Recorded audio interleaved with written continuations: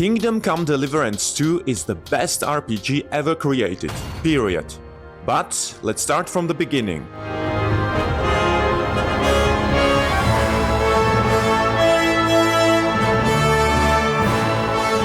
The year is somewhere around 2014 or 2015 and the place is Central Europe, more precisely the Czech Republic, or in other words, Bohemia.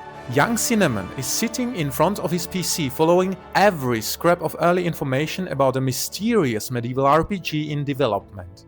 Kingdom Come Deliverance. He's watching developer vlogs, reading every forum thread, every preview, every early impression from the prototype. He doesn't have the money to back Warhorse Studios on Kickstarter. And even if he did, his ancient PC wouldn't have survived running the CryEngine prototype, which, at that time, was basically just a slice of beautiful Bohemian countryside with a few NPCs sprinkled in. Why this project fascinated him so much is a question worth digging into. He wasn't a huge fan of open-world fantasy RPGs. He'd played and enjoyed the first two Witcher games, but Skyrim and Gothic flew right past his attention cone. Attention cone? Is it a word? Well, I guess it is now. But this one felt different, and for two reasons.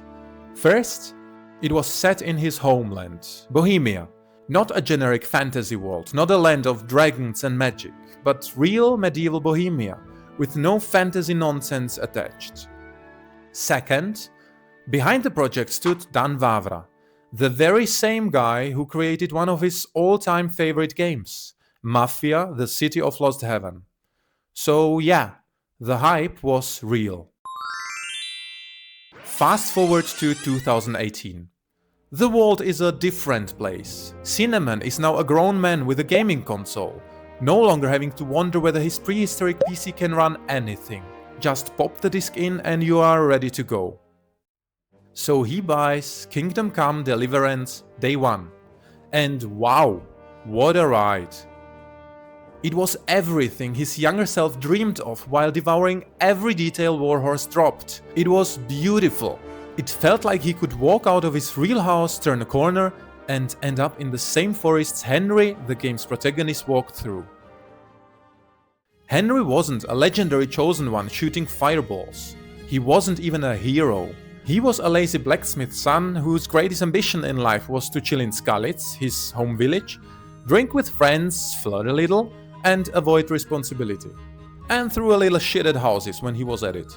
But life looked him dead in the eye and said, "Yeah, buddy, not happening."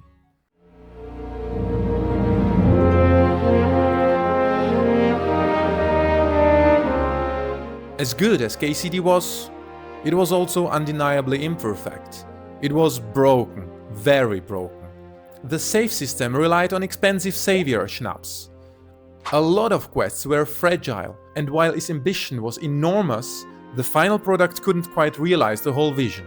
The ending was the best example. It was abrupt, an almost literal fade-out, leaving players wanting more.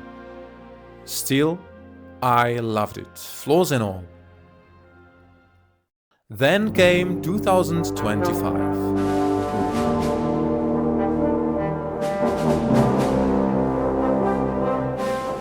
The long-awaited sequel finally arrived, and it blew everyone's mind, or at least mine. Suddenly, the original felt like a demo. KCD2 picks up exactly where the first game ended, like the developers looking straight at us and saying, "We know, the ending hurt, but thanks for waiting, here's the continuation you deserved." It felt like a confession and a promise in one motion. Yeah, the first game fell short in places, but let us fix that properly. From the opening scene. Oh, Jesus Christ be praised! If I may trouble you for a moment, give that like and subscribe button a good tap, lad, would you? And now, if you'll excuse me, I'm quite hungry. Bollocks.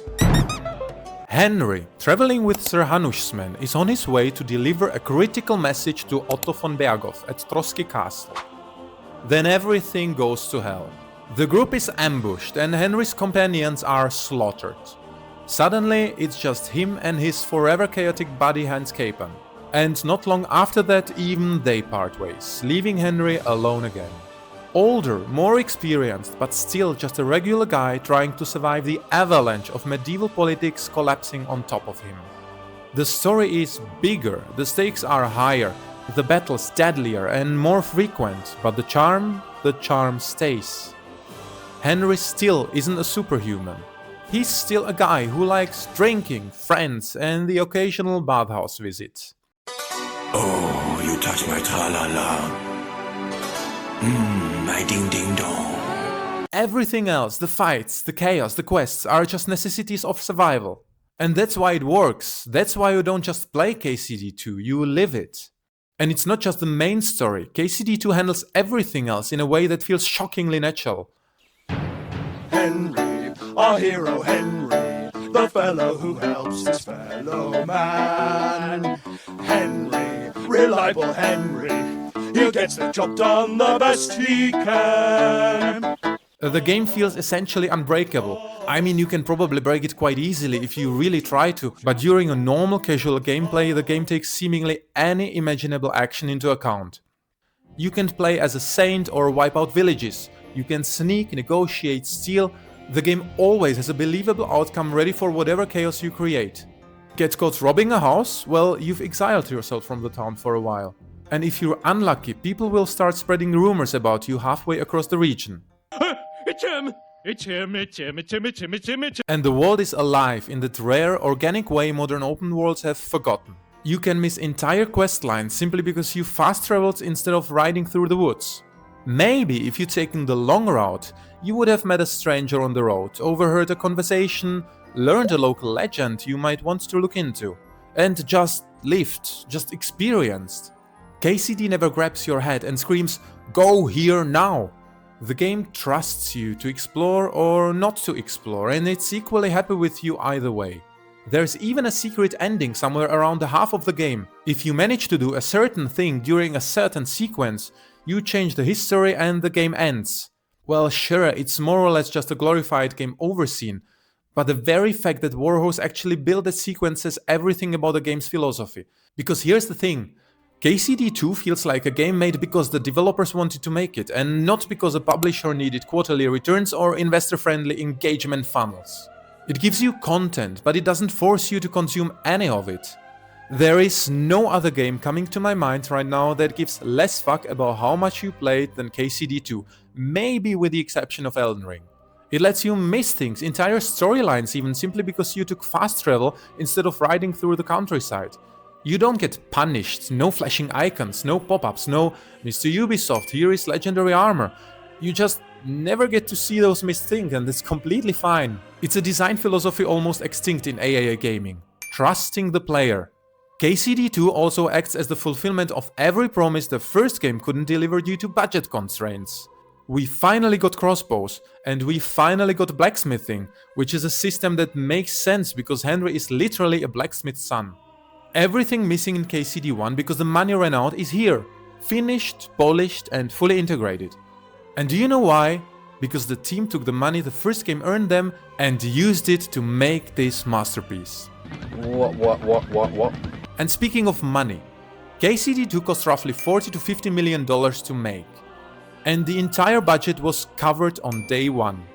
Dan Vavra said in a Czech interview that 50-ish million was the absolute upper limit of what he could imagine spending. For that budget, they brought every idea to life and more. And he openly questions where today's $200 million AAA budgets even go. You see, we must pay the geese making up fake Christogy. The geese defending the fake Christogy. And the geese apologizing for the fake Christogy we need up.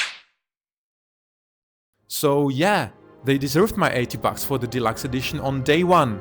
They would have deserved 100 even. And they will absolutely get my money again when the inevitable KCD3 arrives. I know this year's Game of the Year is more or less predetermined already. Get out of my way!